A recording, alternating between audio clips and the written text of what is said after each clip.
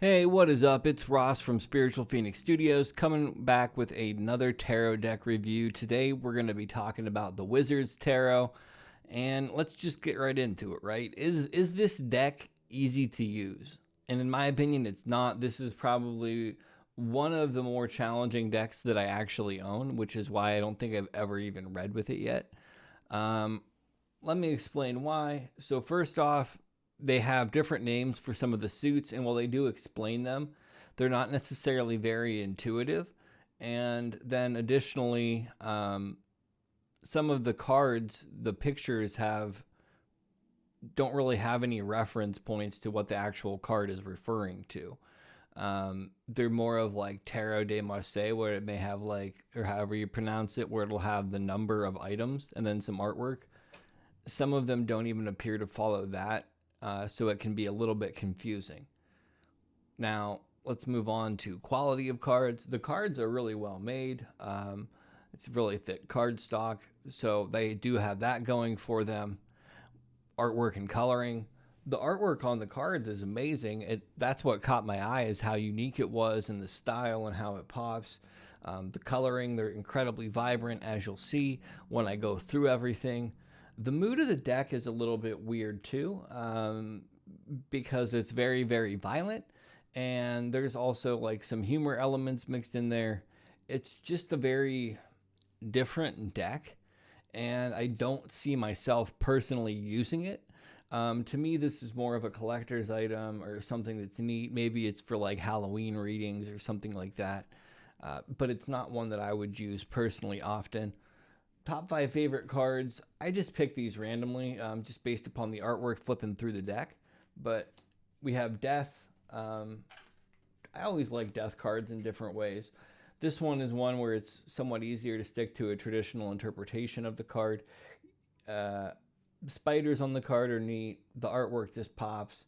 I just like the style of it, even though I'll probably never read with these cards. Star card is one of the ones that keeps true to some renditions of the star card, so I do like that.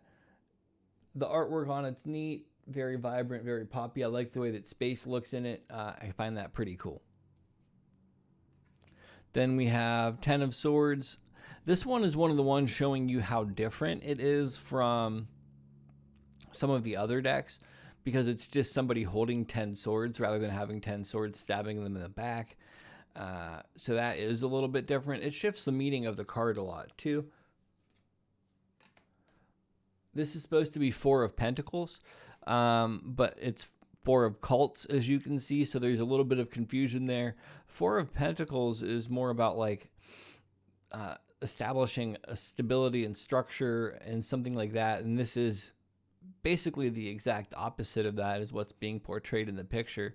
So that's somewhat confusing. If you've studied tarot, trying to pick that up would be hard unless you knew what the card was. And then you have Two of Curses, which I believe is supposed to be Two of Cups, and this is typically partnership and attraction, but it's these two ghosty things. So again, the artwork's super cool, but the deck is really confusing to read, for me at least. It's not intuitive in any way, and I would have a hard time reading for somebody with it. All of that said, would I recommend the deck? I still recommend it, even though I personally won't read with it. And the reason being, I think that it is a cool piece of art. I think that the artist did an excellent job with the cards, in terms of the artwork on them. I would have liked if they maybe had worked with somebody who had a knowledge of some other decks, like Rider-Smith-Waite or something, so there was maybe more of a clear connection to the traditional meaning of the card.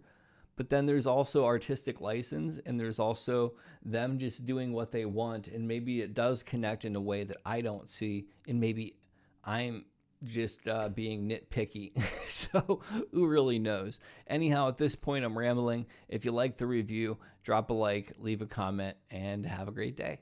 Peace.